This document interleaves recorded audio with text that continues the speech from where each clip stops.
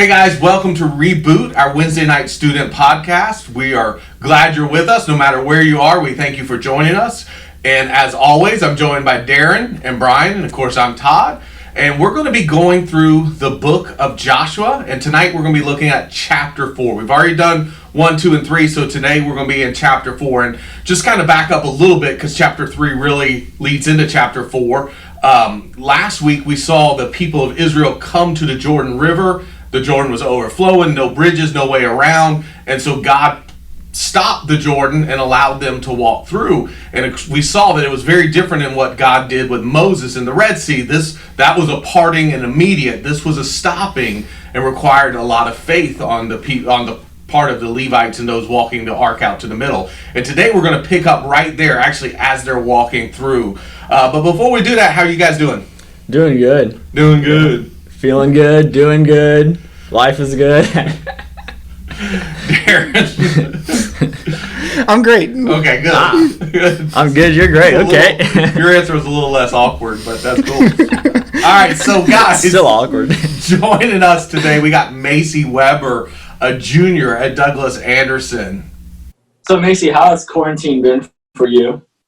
Oh, that's a great question, Brian. Quarantine has been, it's been all right. It's kind of boring at times, but it's not as boring as I thought it would be. So. What makes it not boring to you? Well, my family is always entertaining. So that's the main thing. I think YouTube wants to know what makes the Weber family so entertaining. So actually, that kind of leads into the next question. So me and Macy kind of have a history along with Ethan of YouTube and YouTube fame. So, we did like the whole Eli type of thing. And so did y'all ever actually publish anything on YouTube? Nothing No. ever. We filmed a video where we tried to, and there were tons of YouTubers out there. Yeah. But Macy, you're on to bigger and better things now because you have your own YouTube channel now, right? Yes, I do. So you want to tell us a little bit about it? Yeah, I mainly just do it for fun, just because, I don't know, it's just something to do. And there's always something crazy happening. So, I don't know. I just like filming stuff anyways. So it just all came together. So Macy, what is a goal that you have for the summer? I don't know. I haven't thought about it. I guess just to spend time with friends once we're allowed to, just because we can't go back to school. So it's been a while since I've seen them. So I guess but I don't know if that's a goal. I don't really know if I have any goals for the summer. Interesting. But just a lot of catching up to do? Yeah. Yeah, I got you. So, one final question for you. What do you feel like God has been saying to you through the whole corona outbreak and everything? I think that he's definitely been directing me to spend more time with my family, just because during the school year, I'm very busy with, school and arts stuff and plays and everything. So I think that it was really a sign for me to just, of course, everything had to end anyways because we're not allowed to do anything, but also just to, spend more time with my family that I wouldn't necessarily be able to do if school was still happening. Yeah, that's good. So are you being theatrical in your house? Do you just wake up singing good morning to the entire family? Well, I do have to record stuff for classes because it's very tricky to do arts classes online. But basically we just have to record, us singing our songs or doing our monologues or projects that we have to do. So it's been interesting to see how my arts teachers are handling this, but it's definitely not the same. And I definitely miss it. All right, guys, so in chapter 4, the people of Israel are going through the Jordan to the other side. And Joshua stops and tells a leader from each of the 12 tribes of Israel to go back into the river and right about where the Levites are standing with the Ark of the Covenant to take a stone or a rock from that place, from the middle of the river, and bring it out onto land, and they're going to use it as a altar and a memorial to show what God had done, not just for them, but Joshua says for the future generations to come. And as we think about this, and we think about Joshua sending the people back in to get a stone, and of course the river stones, you could tell something would be different. So if it was sitting on the shore, people would be like, wait, that should be in there, and they could call back. But it makes me think of two questions. First is, how do you say thank you to God? We see this throughout the Old Testament. When God shows up in a mighty way, people always usually build an altar, but find a way to say thank you to God. Noah built an altar. Here, Joshua's building an altar. We see a lot more appreciation and thank you immediately after God does something. So, question is, how do you say thank you, and what do you think would be a good practice for our students? So I think that first it takes a humble approach. So it takes us minimizing ourselves to glorify God.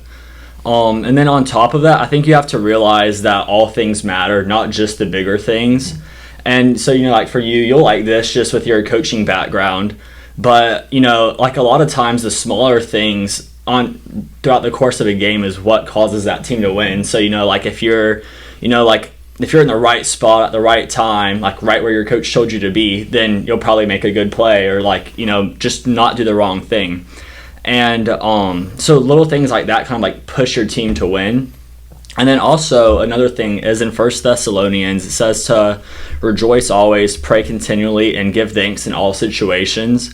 I think that's so powerful just because you have to get into this habit of thanking God for all things, for small things, big things, for everything.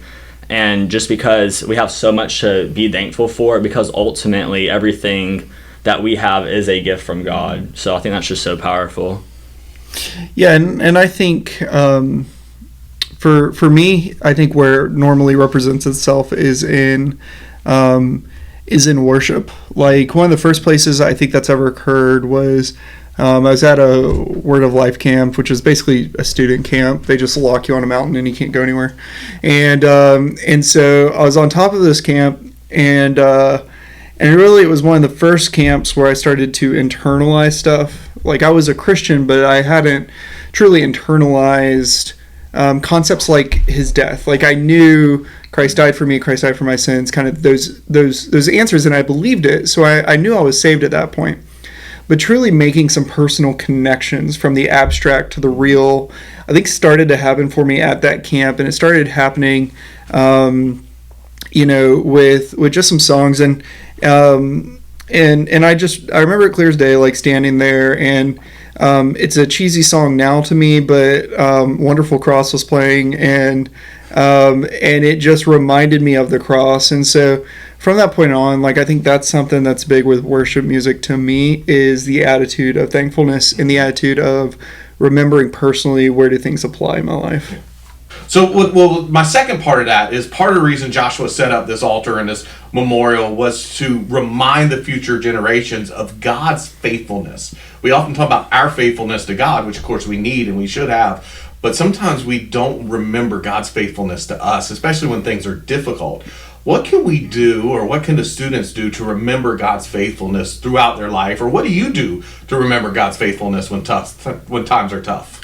So something that I do is I just keep this bracelet on here. It's a WWJD bracelet, what would Jesus do? And then on the other side, it's a He Would Love First thing. And so, like me having this on, I'm always thinking about, like loving other people and doing that because, Jesus first loved us. And I think that it's important to just have conversations and to be in constant communication with different mentors and leaders in your life, but also with your friends and different students in our youth group, and just to have that accountability, just from a mentor to mentee standpoint, but also have accountability between one friend to another. I think that's just so important. And then just to use that accountability and to help you stay rooted in Scripture and to keep your relationship with Jesus Christ on track and where it should be. Were you even alive when WWJD came out? I was wondering. I don't know. I did not think you were. For me, first I'll go with some ways that I think you can. You mentioned accountability relationships, so I think is really big. Other things that I've tried in the past, my thing is stick with itness is not something that I always do well, and so I'll just list things I've tried, and I tend to circle around to them, and I'll mention one thing that I wish I would have kept up with. So I think that journaling is a way of reminding, and even something I do now is I'll go back to some old journals that I had. Like I remember when I was a freshman in college, I like started journaling for the first time, and going back and looking kind of at those journals is interesting now, and looking at kind of my faith journey at that point where I was questioning my call to God, and I'd kind of committed to becoming a pastor, but still trying to flesh out what does that mean? What does that mean for me when I was there at FCCJ at that point, and what's the impact there? So I remember that, and then I think accountability works great. One of the things that I wish I would have kept up with is on the way to Texas. So Brandy and I got married. We were married for about 4 months, something like that, and then we picked up and moved to Texas.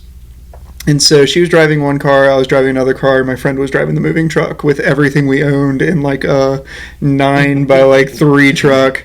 And as we're traveling across the various states, because it's like a 13-hour drive, one of the sermons I listened to was talking about the idea of just Ebenezer's, or the idea of just building memory things, like what they were doing here in Joshua 4, and you see it all over the Old Testament.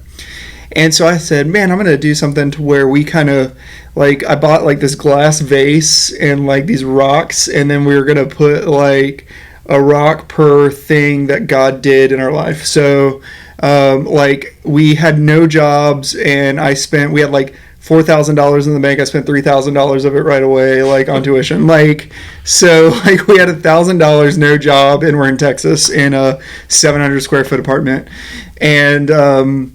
And so like us getting jobs was like rocks. And then like just the book slowly filled up, and like through the moves, we kind of got away from doing those rocks. But I think it's interesting because I know Gary does something similar. Not for thankfulness, but as a reminder of how many times he's been at the church and how many Sundays he's preached. He has a jar in his office of just every Sunday he'll fill it with another stone for another week that he's been at Southside. So I do think that those physical representations are good, though.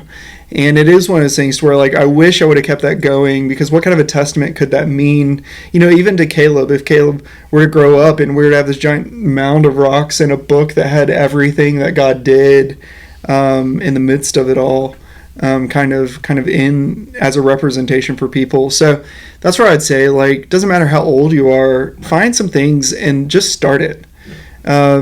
And just keep going from where you are and just see what happens. And really it's for those remembrances. Yeah. Like even we have a student who's going to be baptized here soon.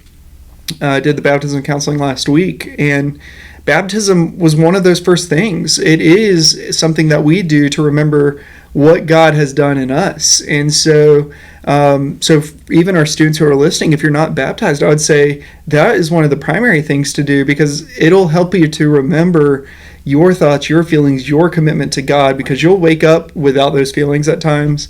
And then looking back at the baptism and thinking through, okay, was that a religious thing I did, or was that a relationship thing I did? And if you're convinced that it was a relationship thing you did, then you can remind yourself when you're feeling religious that your faith isn't built on religion. Because I think that is something that Satan will try and use against you, is you'll start to feel like, man, I just do this out of habit, or this is just religious. And your baptism, if it's done from a perspective of relationship, can be one of those reminding blocks in your life that I have, and I'm sure of my relationship with God, not from a perspective of wondering about He wanting you, but from a standpoint of you saying, no, I wanted this relationship. And I think that's so important. I love that, because in our culture, we make love so much of an emotion, where in Hebrew, there's several words for love, but one of them is ahava, which is not an emotion, it's a commitment, and something to remind us of that commitment so we don't feel close or we don't feel like going that way. We're reminded, no, that's what we've committed to. So I love that. And I'm a little bit like you, I don't follow through. I have these great ideas, but they're like half done. So I kind of look at them and feel bad about myself. Like, I didn't finish that. Yeah, I have like the book somewhere in my house. Like we had like this little journal book that had all this stuff. It's somewhere in the house with like dates and stuff, but we never like filled back up the thing with the rocks or kept it going. Yeah, so. I see them, and I don't remember God's faithfulness. I remember my laziness. It's terrible. I need to do better. All right, so they're walking through. Joshua sends them back. They get the stones, and the whole time there's Levites holding the Ark of the Covenant. And we don't know exactly, but we estimate the Ark weighs about 615 pounds. So that's a heavy thing. And they're just holding it so people can go through. And I mean, I'm sure they're going, Joshua, don't send them back. No, keep going. And we're talking 60,000 people. At least 40,000 army people, but much less everybody else. So when I just picture these Levites holding this huge ark up and everybody walking around under them, it brings up two questions. Sorry, I'm about to twos today. I don't know why. But the first question is, what do you think the Levites holding that tells us or teaches us about our responsibility to serve others? I think first it's just the emphasis of teamwork in this passage and throughout the whole chapter of how God uses so many people in this passage to further his kingdom. And then you mentioned of how they were holding up the Ark of the Covenant, but then also God using 12 people, from one person from each tribe, to sort of set up that memorial and that with a stone, and that kind of is for them to tell their kids about in future generations. And so I just think of the obedience that takes place there as well, of how, Joshua was obedient to God, and then everyone who was following Joshua is obedient to God working through Joshua towards them, and just of how God had his hand in everything that took place throughout that entire chapter. Yeah, and I think of the idea of like the weight. You mentioned the weight of the Ark of the Covenant. Like there's a point to where Christianity, especially back in those points, kind of this Hebraic covenant with God was never intended to be lived in isolation. And so it's the stress now for students right now as your home, for everybody as their home and physically distant, to keep from being socially separated from the body. I mean, it doesn't matter where you are. The whole point is that one person couldn't carry the ark. And in your own faith, you may think that you can carry your faith, but you can't. And that image is just all over the Bible. It's in the New Testament. We reference it all the time with things like the body of Christ and the idea of the church even are big things about how we can't do it on our own. But that pictures all the way back, going back to the Old Testament too, to where it was a communal approach to this relationship with God. Even the way that Israel ended up being founded with its different classes of people was a way in which everybody came together to properly worship God. And so I think just remembering that as students, remembering that as adults, that we may think that we can do it, but we really can't do it on our own. That's a great point. I love that. So my second part of that is they stand there holding the ark until God tells Joshua to tell him it's okay to come out. And so, you think about waiting on God. First off, the 40 years wandering in the wilderness, until they saw God move, they never broke camp. Even with Noah, he sends the dove out and knows that there's dry land, but he does not come out of that boat until God tells him it's okay. So just this concept of waiting on God. And so my question in there for us is, how do we be patient and wait for God's calling?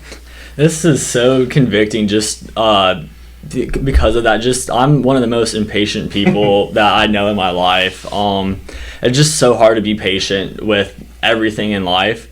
But I think it starts with trusting God and allowing God to take control of your life, because that's really where you need the patience, because you have to allow God to work in your life and for God to do whatever it is he is doing in your life.